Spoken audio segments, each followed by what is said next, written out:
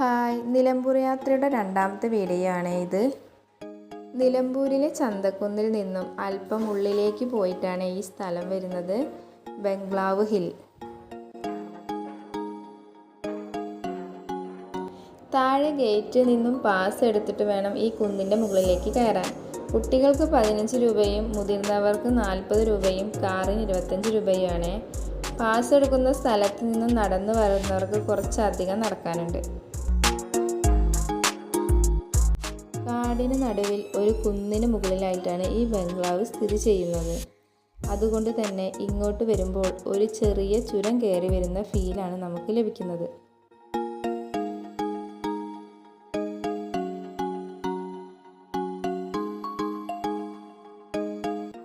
ഞങ്ങൾ വന്നിട്ടുണ്ടായിരുന്ന ഒരു മഴയുള്ള ദിവസമായിരുന്നു. എന്നിട്ട് പോലും അവിടെ ഒരുപാട് ടൂറിസ്റ്റുകളൊക്കെ ഉണ്ടായിട്ടുണ്ടായിരുന്നു. 1898 നിർമ്മിച്ച ഈ കെട്ടിടം മലബാർ കലാപ സമയത്ത് തകർക്കപ്പെട്ടിട്ടുണ്ടായിരുന്നു കേട്ടോ.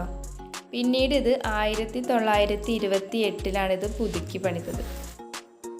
ഉയർന്ന മേൽക്കൂരയും വലിയ മുറികളും വലിയ ജനാലകളുമാണ് ഇതിൻ്റെ പ്രത്യേകത.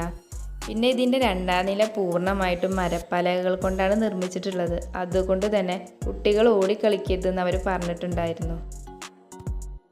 ജനലകളിലെ വിവിധ നിറത്തിലുള്ള ചില്ലുകൾ ഇതിനൊരു പ്രത്യേക ഭംഗി നൽകുന്നുണ്ട്. ഒരുപാട് സിനിമകളുടെ ഷൂട്ടിംഗ് ലൊക്കേഷൻ ആയിട്ടുണ്ട് കേട്ടോ ഇവിടെ.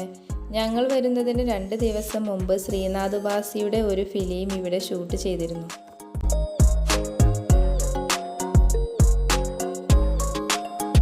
താമസിയാതെ ഇതൊരു ഹിസ്റ്റോറിക്കൽ മ്യൂസിയമായി മാറും.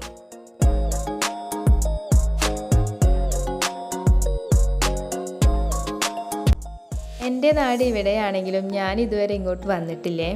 ഈ സ്ഥലത്തെക്കുറിച്ച് കേട്ടറിവ് മാത്രമാണ് എനിക്ക് ഉണ്ടായിട്ടുണ്ടായിരുന്നത്. ഇപ്പം ആദ്യമായിട്ടാട്ടോ ഞാൻ ഇങ്ങോട്ട് വരുന്നത്. ഇവിടുത്തെ കാഴ്ചകളും ഈ പരിസരവും എനിക്ക് ഒരുപാട് ഇഷ്ടമായി.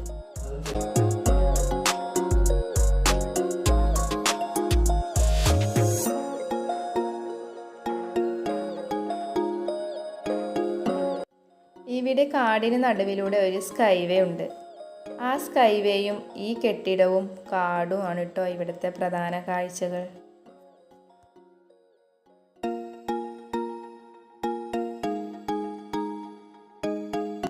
അടുത്ത വീഡിയോയിൽ സ്കൈവേയുടെ കാഴ്ചകളുമായിട്ട് വരാം.